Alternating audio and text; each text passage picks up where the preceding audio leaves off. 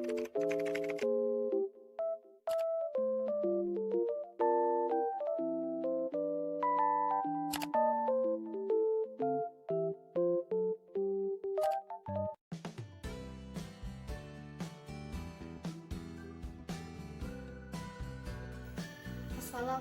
warahmatullahi wabarakatuh. Nama saya Novi Nur Hasanah, NPM 1903010049, kelas E Ekonomi Syariah. Akan mempresentasikan tentang laporan keuangan syariah dalam mata kuliah akuntansi syariah, dosen pengampu Ibu Charmidah MAK.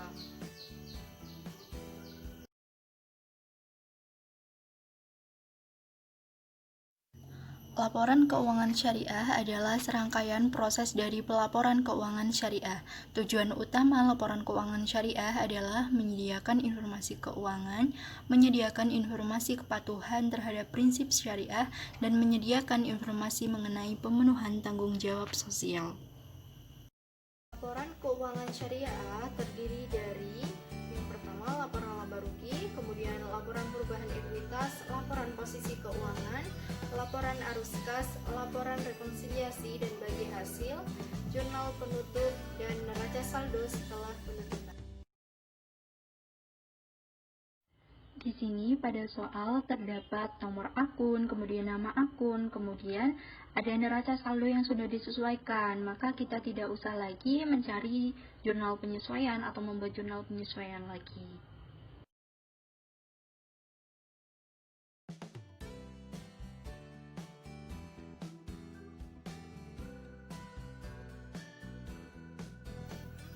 Langkah yang harus dilakukan membuat neraca lajur. Neraca lajur atau worksheet adalah tempat untuk mencatat, menyesuaikan, serta mengelompokkan saldo seluruh perkiraan bentuk besar. Tujuannya yaitu untuk mempermudah melakukan penyusunan laporan keuangan akhir periode. Data untuk penyusunan neraca lajur adalah neraca saldo, jurnal penyesuaian, dan neraca saldo setelah penyesuaian. Kemudian ini adalah BPRS Rahma neraca lajur periode Desember 2019. Ada kolom nomor akun, kemudian nama akun, neraca saldo disesuaikan, ikhtisar laba rugi, dan posisi keuangan. Langkah yang pertama kita lakukan adalah memindah neraca saldo disesuaikan, kemudian mencari posisi keuangan. Posisi keuangan di sini adalah akun nomor 1 sampai akun nomor 3. Kemudian pindahkan dari neraca saldo disesuaikan sesuai debit kreditnya. Jika pada neraca saldo disesuaikan debit, maka pada posisi keuangan kita pindah pada posisi debit. Dan sebaliknya, jika dia di posisi kredit, maka posisi keuangan juga di posisi kredit. Kemudian ini adalah lanjutan dari neraca lajur BPRS Rahma periode Desember 2019. Ada akun nomor 4 sampai akun nomor 9. Kemudian kita pindahkan dari neraca saldo, setelah disesuaikan kita pindahkan ke dalam kolom ikhtisar laba rugi. Kemudian kita pindahkan sesuai dengan debit dengan kreditnya. Apabila di debit, maka pindahkan sesuai posisinya di debit. Kemudian apabila di kredit, maka pindahkan sesuai kredit. Lalu kita jumlahkan antara debit kredit dalam ikhtisar laba rugi, debit kredit pada posisi keuangan. Lalu ini adalah jumlahnya, kemudian kita kurangkan. Setelah dikurangkan, didapatlah selisihnya, selisih antara debit dengan kreditnya, yaitu sebesar 137.100. Ini adalah jumlah labanya. Begitu juga pada laporan posisi keuangannya, kita pindah dari debit, kemudian kita pindah dari kredit, kemudian kita jumlah, dan kita cari selisihnya juga. Hasilnya adalah sama, 137.100. Hasil ini harus balance antara selisih dari laporan laba rugi, kemudian selisih dari kolom posisi keuangan.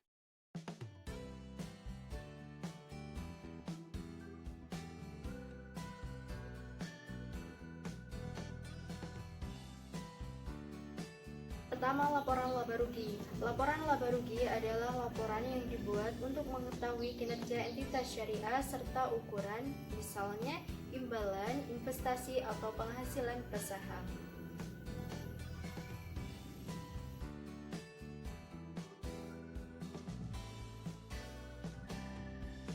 Ini adalah BPRS Rahma Laporan Laba Rugi dan Penghasilan Komprehensif Lain periode 31 Desember 2019. Ada kolom keterangan, ada kolom RP, kemudian ada kolom RP. Pendapatan pengelolaan dana sebagai mudhorib itu ada pendapatan dari jual beli, kemudian pendapatan dari sewa, pendapatan dari bagi hasil, kemudian pendapatan usaha operasional lainnya, kemudian terdapat jumlah dari pendapatan usaha utama lainnya sebesar Rp1.657.100.000. Kemudian dikurangi dengan hak pihak ketiga atas bagi hasil DST. Dikurangi, kemudian ditulis jumlahnya. Didapatlah hak bagi hasil milik bank sebesar Rp1.325.100.000. Kemudian dikurangi lagi dengan beban-beban seperti beban usaha, kemudian beban gaji kepegawaian, penyisihan kerugian aset produktif, bonus wadiah, beban administrasi dan umum, dan lain sebagainya. Lalu kita jumlahkan. Kemudian kurangkan jumlah pendapatan dikurang dengan jumlah beban. Didapatlah laba usaha kotornya, kemudian ditambahkan dengan pendapatan atau beban non-usaha. Jumlahnya adalah ini, kemudian dikurangi dengan zakat 5 juta, jumlahnya 187.100.000, dikurangi lagi dengan pajak 50 juta, dan ini adalah laba bersihnya Rp137.100.000.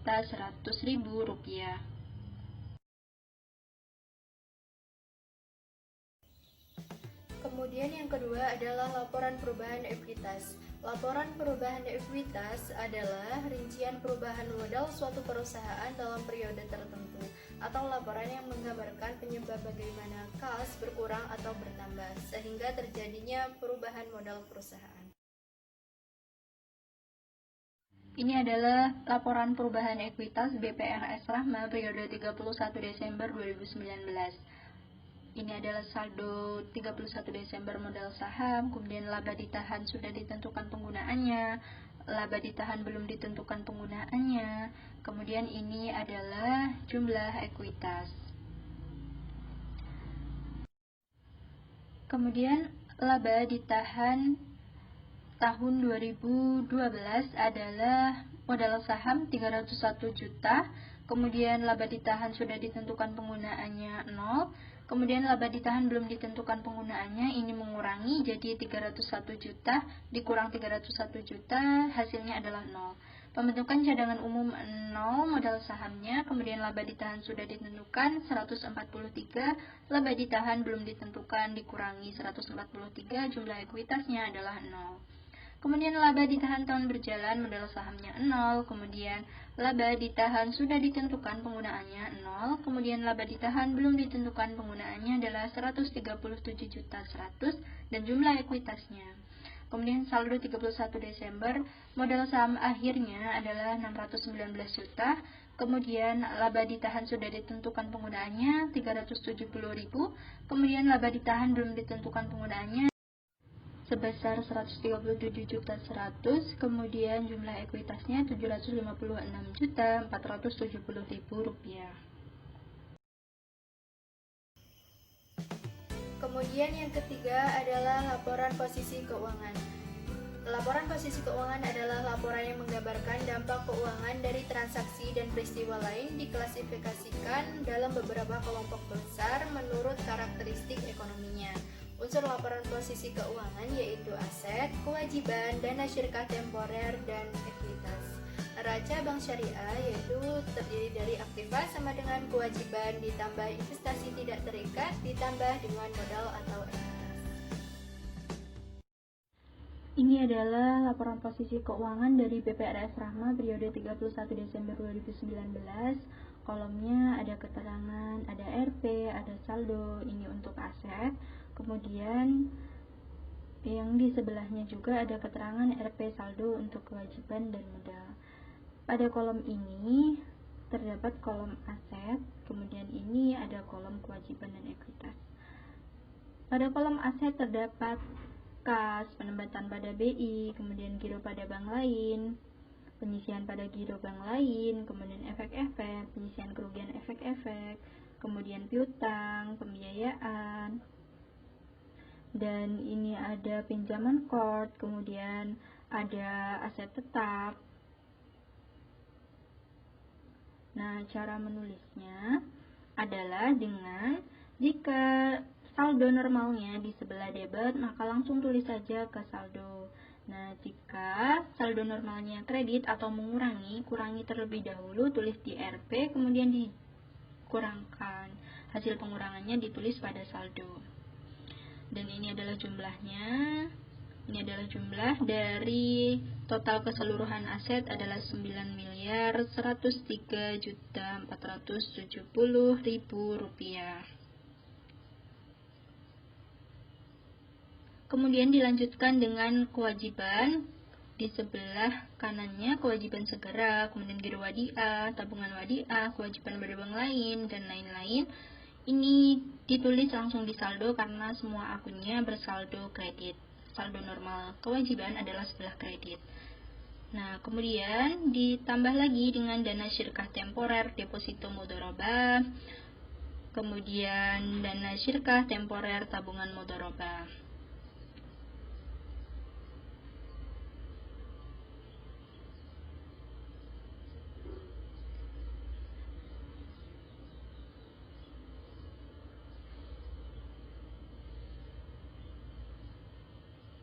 Langkah yang harus dilakukan selanjutnya adalah menjumlah antara kewajiban, kemudian ditambah dana syirkah temporer, ini adalah jumlahnya, kemudian ditambah lagi dengan modal saham, laba ditahan yang sudah ditentukan, kemudian laba ditahan yang belum ditentukan. Nah, jumlahnya ini harus balance antara kewajiban dan ekuitas dengan total asetnya tadi.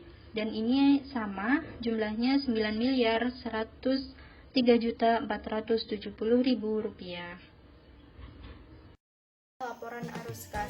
Laporannya digunakan untuk merinci akun real yang masuk atau keluar. Arus kas dirinci menurut kegiatannya. Yang pertama, kegiatan operasional, kegiatan investasi, dan kegiatan pendanaan.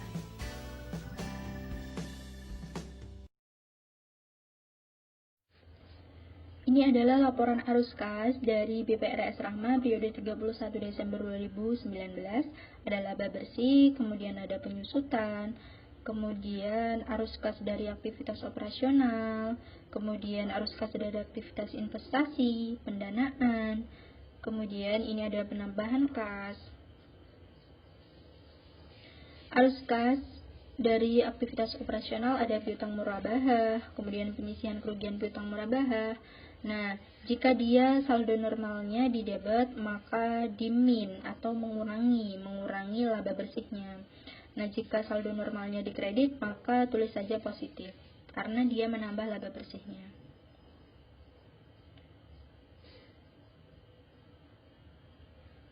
Dan ini adalah jumlahnya.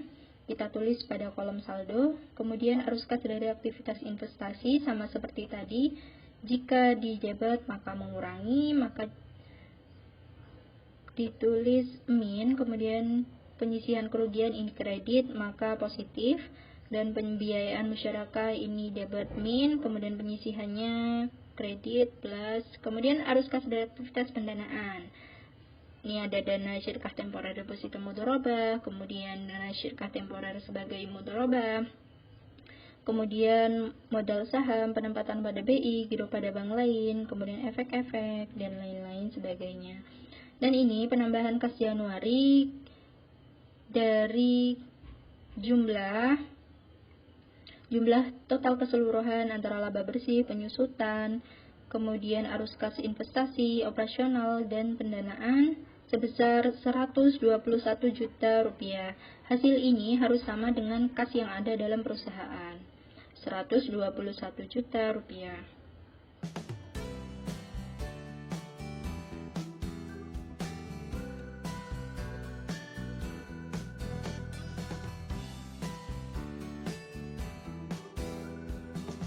Kemudian yang kelima adalah laporan rekonsiliasi dan bagi hasil. Adalah laporan rekonsiliasi antara pendapatan pengelola dana dengan menggunakan dasar akrual dengan pendapatan yang dibagi hasilkan kepada pemilik dana menggunakan kas.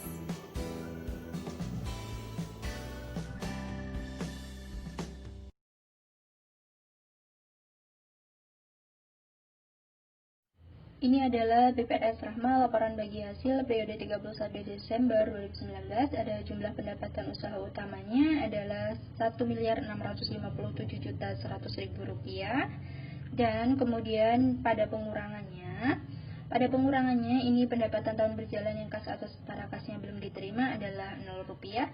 Penambahannya pendapatan tahun sebelumnya yang kasnya diterima tahun berjalan Rp0. Kemudian jumlah penambahan atau pengurangan pendapatannya tidak ada. Dan pendapatan yang tersedia untuk dibagi adalah sebesar Rp1.657.100.000. Kemudian bagi hasil yang menjadi hak bank Rp1.325.100.000. Kemudian bagi hasil yang menjadi pemilik dana sebesar Rp332 juta.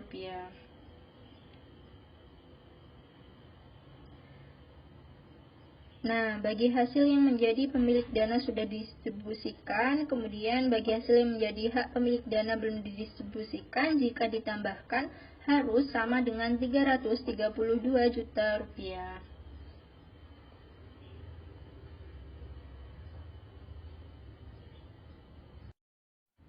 Di sini, bagi hasil yang menjadi pemilik dana belum didistribusikan sebesar 19 juta, kemudian bagi hasil yang menjadi pemilik dana sudah didistribusikan sebesar 313 juta. Jika dijumlah, hasilnya adalah Rp332 juta sama dengan bagi hasil yang menjadi pemilik dana.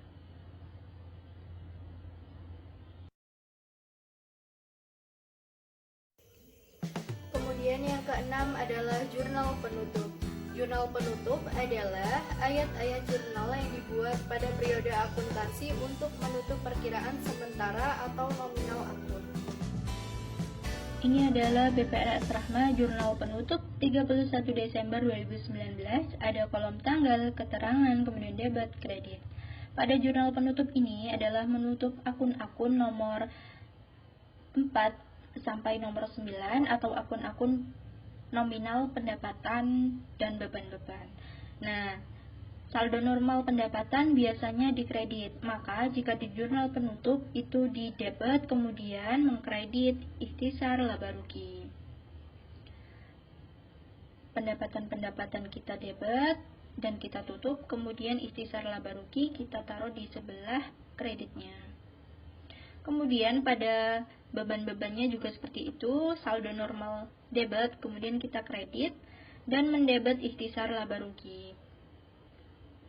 Setelah itu ikhtisar laba rugi, kemudian laba ditahan. Ikhtisar laba rugi di debit, kemudian laba ditahan dikredit 137.100 sama dengan yang ada pada laporan laba rugi sebelumnya. Kemudian pada jumlahnya, jumlah debit dengan jumlah kredit ini harus sama. Di sini Rp4.936.300.000.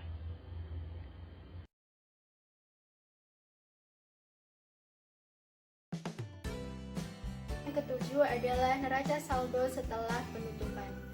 Neraca saldo setelah penutupan adalah neraca saldo yang disusun dari akun bersaldo terbuka atau akun real setelah penutupan. Yang ditutup adalah akun 1 sampai akun 3. Pada BPRS Rahma neraca saldo setelah penutupan periode 31 Desember 2019 ada nomor akun, nama akun, kemudian debit, kemudian kredit. Nah, nomor akunnya 1 sampai 3. Neraca saldo setelah penutupan berisi akun real, akun nomor 1 sampai akun nomor 3. Kita bisa pindahkan dari laporan posisi keuangan. Nah, catatannya di sini adalah jika kita memasukkan modal saham, maka yang dimasukkan itu adalah modal saham akhir yang ada pada laporan perubahan ekuitas sebesar Rp619 juta. Kemudian kita jumlahkan antara jumlah dengan kredit dan debitnya harus sama. Di sini Rp9.372 juta.